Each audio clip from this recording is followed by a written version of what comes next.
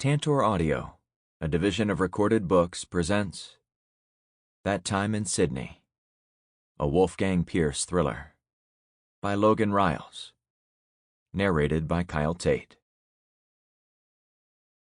Sydney is the city of fireworks. Baz Luhrmann. 1. April 2012. The jewelry shops in Manhattan were unlike any Wolfgang had ever seen, with plush black carpeting and lights that were dim enough to induce a tone of exclusivity, but bright enough to bring every diamond beneath the glass counters to life in glittering glory. For 6 hours he wandered in and out of the shops, gliding down the cases with his hands in his pockets as he admired the massive stones encased in polished gold. From time to time, a salesman would approach, asking his name and offering a compliment about his coat, hair, or shoes. It was the compliments that threw Wolfgang off. The friendliness by itself he might have accepted as genuine, but there was no way these austere men, for some reason they were all men, dressed in luxury suits with ties that cost more than Wolfgang's entire wardrobe, truly admired his cheap shoes or worn coat. They were salesmen. What did he expect? They didn't know he carried $60,000 in cash in his pocket. It was the same song and dance as when he purchased a brand-new Mercedes SLK 5 months earlier. They hadn't taken him seriously then either, and that was okay. Wolfgang stopped in front of a case at the end of an aisle and stared down at a row of rings mounted on black velvet. Unlike the other cases that crowded the middle of the store, these rings featured smaller stones, without the clutter of halos and multiple colors of gems. They were elegant, simple in their beauty and style. Like Megan. A salesman with white hair combed neatly over his head appeared like a genie out of a bottle, smiling and drifting behind the counter. "Can I help you, sir?" Wolfgang motioned to the case. "Can I see the one on the end?"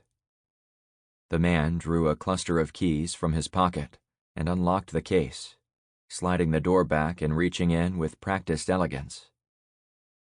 "I call it the Lady Jane," he said, giving the ring a gentle dusting with a cloth, before handing it to Wolfgang. "It's one of my favorites." Wolfgang held the ring in his palm, fingering it. It was made of traditional yellow gold, split and woven near the top right, before it met the diamond. The stone rested in a simple cradle by itself, beautifully cut in a traditional princess shape, with no additional decoration or clutter. "You said you call it the Lady Jane? That's not its name?" The old man smiled. "It is. I named it." "You made it?" "I make all the rings in this case. Been making them for 40 years. "No kidding. This is your shop?" The salesman beamed. "It is now. My father opened it not long after he emigrated from Italy. My son will take over when I die." He pointed to a younger man across the room who was speaking to a woman about a necklace. The man waved. "That's remarkable," Wolfgang said. "I like the ring. Why do you call it that?" "It's a play on words. Have you ever heard the term plain Jane?" "Right, to describe something simple. Or ordinary. In today's world, everything has so much flash, so much glamour, especially in New York. When my father opened this shop, it was a different world. Sometimes I think people have forgotten what true beauty is." Wolfgang rolled the ring in his hand, examining it from different angles. He'd spent the whole afternoon browsing engagement rings priced as low as 10 grand and as high as 100. Many were beautiful, but none of them had soul. None of them felt right. He pictured himself holding Megan's hand, alone in someplace beautiful. He imagined dropping to one knee, his stomach fluttering as he recited the words he'd been rehearsing for weeks. Then he imagined drawing the ring from his pocket, holding it up to a setting sun, and whispering those 4 little words. It was right. He felt it immediately. The simplicity and classic design were everything he saw in Megan. "How much?" The old man shrugged, as if price were a random thing that changed by the minute and never really mattered. "I never make the same thing twice. Make me an offer." "I don't know what it's worth," Wolfgang said. "I know nothing about jewelry." The old man cocked his head. "How much is she worth?" Wolfgang laughed. "That's a sly question if I ever heard one." He laughed back. "Maybe, but not in the way you think." Wolfgang laid the ring on the counter and pushed his hands back into his pockets. "She's worth everything. More than I'll ever have." The old man's smile deepened, becoming a little wistful and nostalgic. $5,000, he said. $5,000? It's worth much more. I liked your answer. True love can't be faked. Wolfgang reached into his pocket and withdrew 10,000 in hundreds. "Call this a tip, then, for fine craftsmanship." "I appreciate it. I'll have my son get you a box." Wolfgang picked up the ring again, staring into the stone and admiring the way the lights overhead reflected in the gem's heart, splitting into every color of the rainbow as he twisted the ring in his palm. He thought about Megan and the moment they shared at the top of Tokyo Tower 6 weeks earlier, when their feelings collided in a kaleidoscope of passion. Megan was a member of Charlie Team, the elite espionage unit that Wolfgang worked for. From the moment they first met, he'd found her attractive, but that initial physical reaction had gradually shifted into a deeper passion that eventually became all-consuming. He'd pursued her and been denied repeatedly, running up against a wall that Megan refused to lower, even for somebody she admitted to liking. But then came Tokyo, that night at the tower, followed by those hours spent exploring the city and getting drunk together, and ending with the hotel room overlooking downtown. It was unlike anything Wolfgang had ever imagined or dreamed of. It was life, and it was death. It was light, and it was dark. It was every side of his complex personality, meshed with that of another, and it brought him joy he didn't think was possible. After returning from Tokyo, his only fear had been that Megan didn't reciprocate his feelings. But he needn't have stressed. They spent every available moment together over the following weeks, bouncing between his apartment in St. Louis and her garden home in Minneapolis, exploring together, lying awake under starlit nights in the freezing cold of late winter, and taking long drives in the Mercedes. They talked about dreams and fears and what the future could be like. And Wolfgang knew that no matter what the world brought him for the remaining years or decades of his life, he wanted to share it with her. So he sold the Mercedes, consolidated what cash he'd accumulated from his 5 missions with Charlie Team, and purchased 15 acres in rural upstate New York. Megan had talked about quitting the dangerous espionage work and living in the woods someplace quiet, where she could pursue her dream of being a visual artist. Wolfgang would build her a home in those woods, close enough to Buffalo for him to look after Collins, his little sister. They'd quit the espionage life together, and then he'd figure out another way to keep the lights on. They didn't need much. They didn't need fancy cars or private jets or a life full of adrenaline. Maybe Wolfgang would sell insurance or work in a factory building microwaves. He didn't really care. He just wanted more of the simple happiness he found with Megan. Of course, Megan didn't know about these plans. She didn't know about the property in New York, or the sold Mercedes, or his plans to propose only weeks into their whirlwind romance. But he was no longer afraid of being bold. Fortune favors the bold. Maybe love does, too. Wolfgang accepted the box from the man's son and slipped the ring inside, then slipped back into the noise and bustle of Manhattan. He sucked in a deep breath of February air and gripped the box in his pocket, wondering how he would pop the question. It was more than a question, of course, and it was more than a proposal of marriage. It was a proposal of a complete, dramatic shift in the trajectory of their entire lives. An offer of an alternate future. Love favors the bold. God, let that be true. Wolfgang looked up at the towers looming over him, casting long shadows over the streets as the sun began to set, and he decided he wouldn't worry about her response. He might not propose for another few weeks, or even a couple months. He'd wait until the moment was right. Speaking of the moment, Wolfgang checked his watch. It was a Rolex Submariner, presented to him by the director of Spire after Wolfgang rescued the director's daughter during a daring mission in Rio. Wolfgang had almost sold the watch during his pursuit of an average life, but he found enough cash for the land purchase without it, and he was glad. He wanted at least one memento of his life with Charlie Team. It was 4:32, which meant it was time to head to the airport so he could get back to St. Louis and clean out his apartment. Wolfgang's phone buzzed, and he dug it out of his pocket.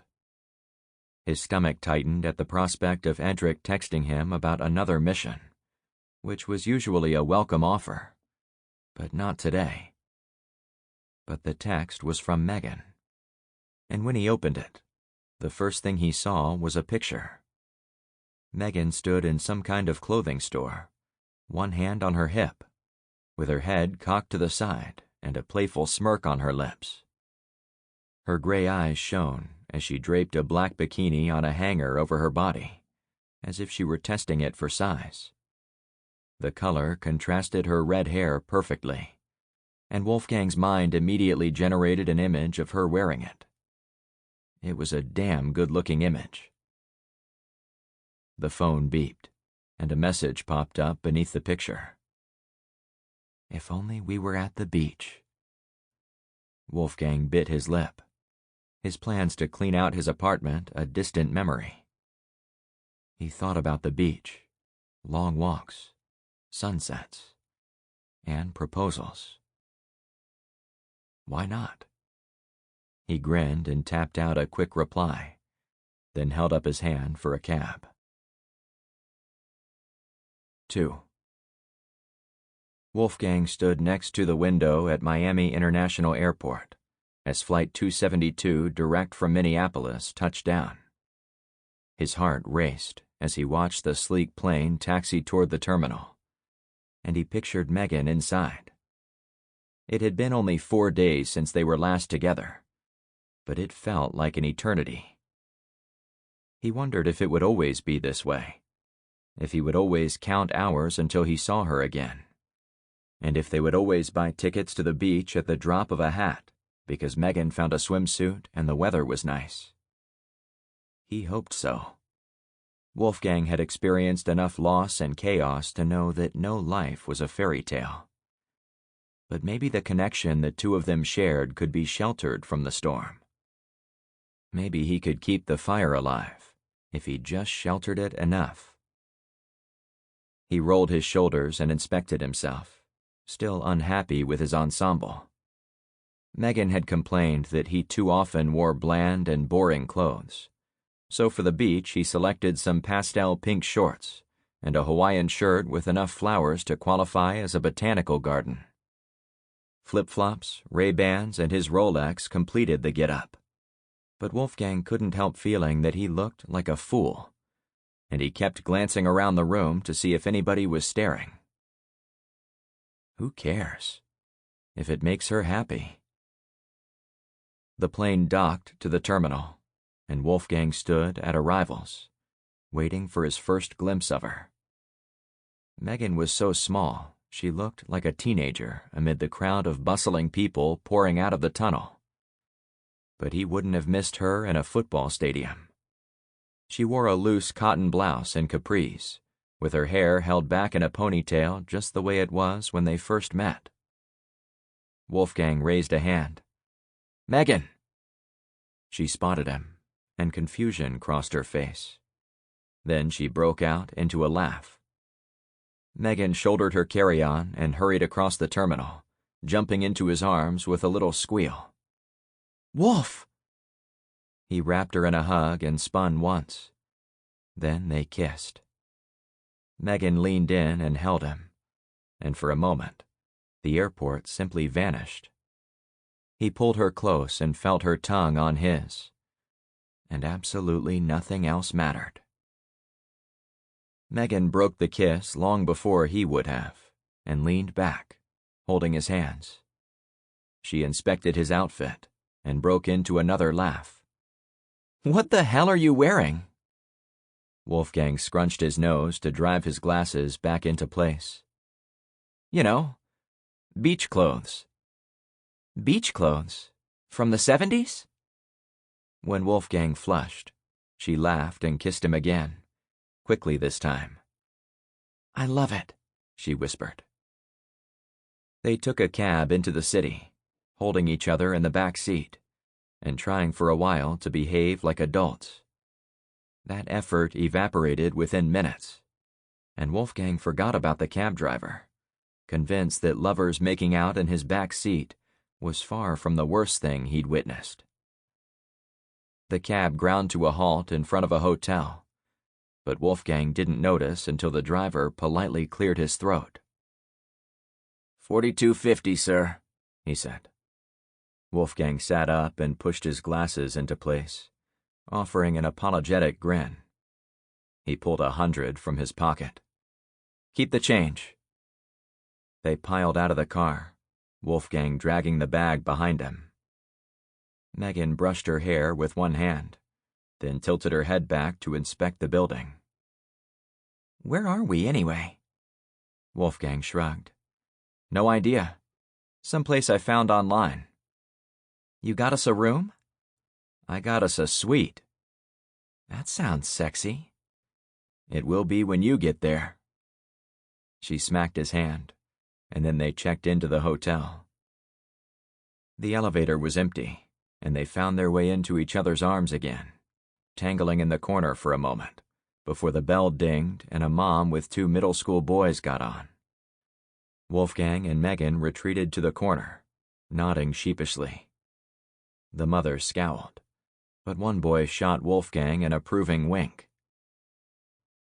The room was as advertised, a beach-facing suite with a king-size bed, a minibar, and a massive jetted tub. 5 months before, Wolfgang wouldn't have dreamed of taking Megan to a place like this. But now, it felt like the most natural thing in the world.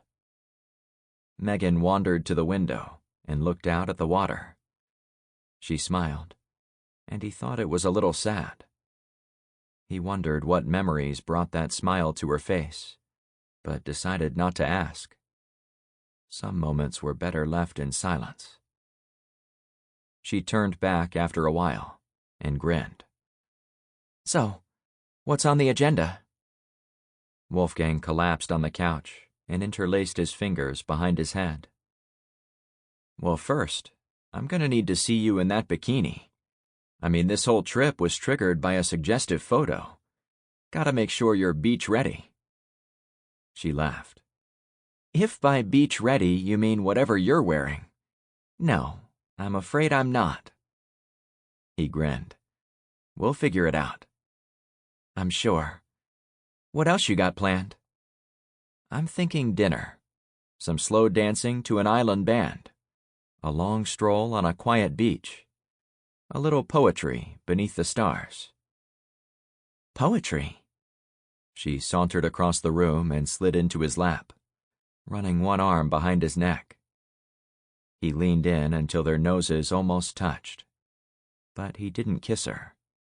He just wanted to savor the moment.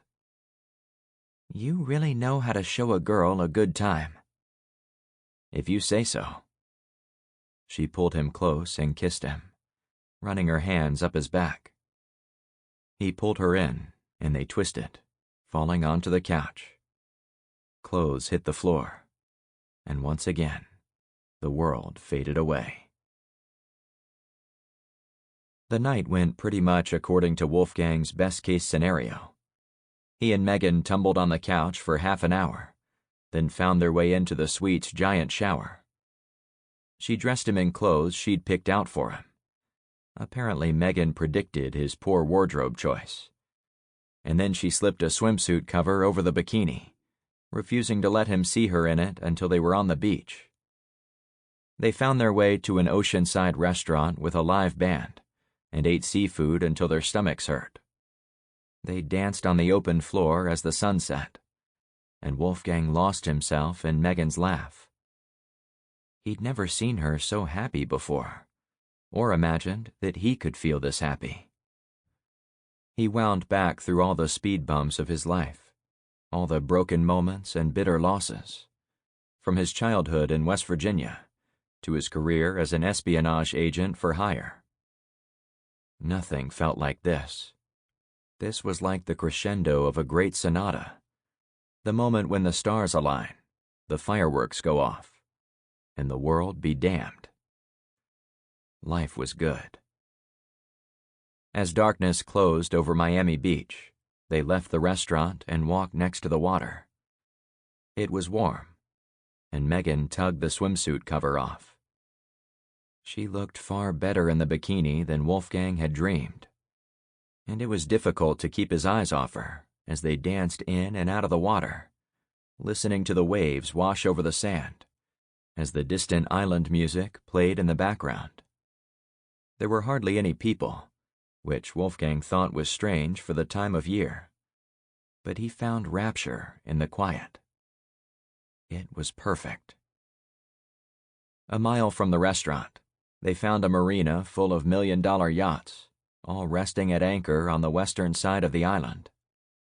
Only a chain barrier and a "Private Marina, Keep Out" sign blocked their path, and after a mischievous wink, Megan ducked beneath the chain and led Wolfgang down the pier, dancing over ropes and admiring the yachts. Each boat sat still in its slip, unmoved by the wind or the water, beautiful in its opulence. Megan stopped at the end of the pier and faced downtown Miami, pulling Wolfgang close.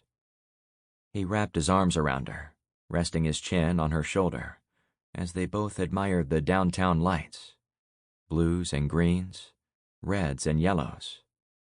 The water was a light show with barely a ripple disturbing the perfect calm. Megan let out a long breath. "Tell me something you've never told me." "What do you mean?" "I don't know. Tell me something you wouldn't tell anybody else." He hesitated, watching the water glimmer beneath the skyline of the big city. The salt and the breeze were so perfect, so quiet. "My name isn't Wolfgang." "What?" She twisted her shoulders to look up at him.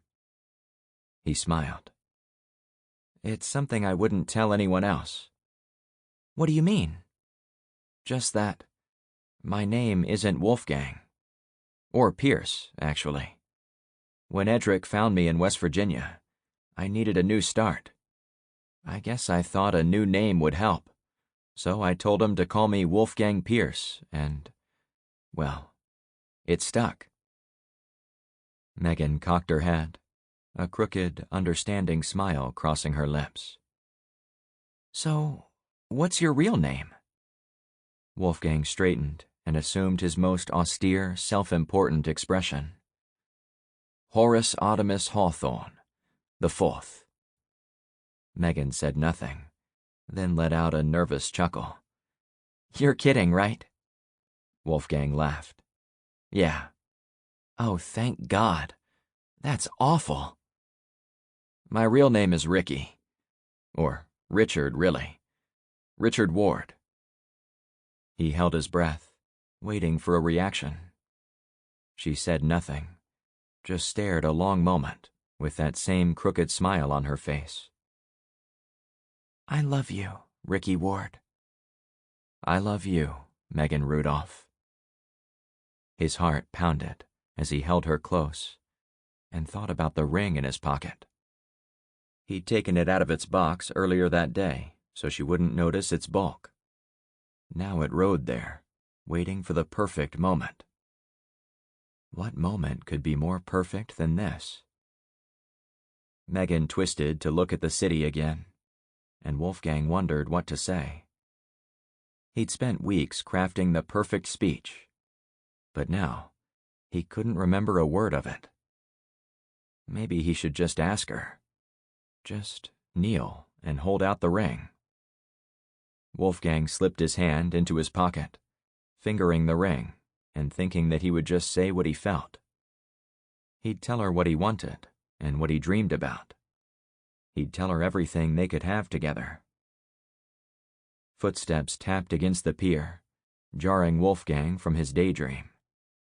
A tall man in jeans and an open black jacket walked toward them, his jaw set in a hard line. Here comes security, Wolfgang said. Megan looked over her shoulder, flashing the man a disarming grin. Are these boats for sale? The man said nothing, but walked faster. His hand dipped beneath his jacket, and Wolfgang's muscles tensed. The hand reappeared, clutching a gun with a suppressor affixed to its muzzle, and before Wolfgang could move or even shout, the man opened fire. 3. The muzzle of the gun twitched, and a familiar spitting sound ripped across the dock. Wolfgang's mind clicked into gear like a machine, taking over his confusion and denial, and dominating him with a single thought. Protect Megan. He slung himself sideways in front of her, even as the first bullet scraped his ribcage, and the pistol popped again. Then the two of them went flying off the end of the pier, a tangle of arms and legs, as the lights of Miami flashed by, and then the water closed over them. Wolfgang's mind spun into overdrive, commanding him to reach the surface as his body consumed oxygen at an accelerated rate. But Megan's fingers closed around his wrist, pulling him downward, and he knew she was right. He kicked away from the surface into inky blackness, blind to everything except the pull of her hand on his. A few kicks farther, and then his free hand touched the slimy surface of a pier pylon, and he pulled himself beneath the dock. His lungs burned, and the pounding in his chest reached his head, throbbing in a constant beat that promised the end of his life if he didn't find air. Megan's hand still clutched his wrist and held him down. He tugged on it, but she tugged back, pulling him farther into the blackness. Wolfgang gritted his teeth and pushed away from the pier, following Megan. He couldn't see her, but the feel of tremors in the water helped him avoid her kicking feet as she pulled him deeper. Hard metal scraped his arm, and he turned to see the dark outline of a propeller only inches from his face. They were beneath one of the yachts, and panic blanketed his mind. Breathe. I have to breathe. He kicked harder, tracing Megan's arm up to her shoulder and pulling her close. They crossed beneath the bottom of the boat, still wrapped in darkness. Wolfgang's lungs felt ready to collapse, and his hand shook. Megan pulled up, and they both kicked for the surface. Wolfgang's head broke through the salt water like a submarine making an emergency blow. He sucked in air and thrashed to keep himself from sinking, dread overtaking his childhood swimming skills, and the only thing he could think about was making sure neither of them sank again. Sample complete. Ready to continue?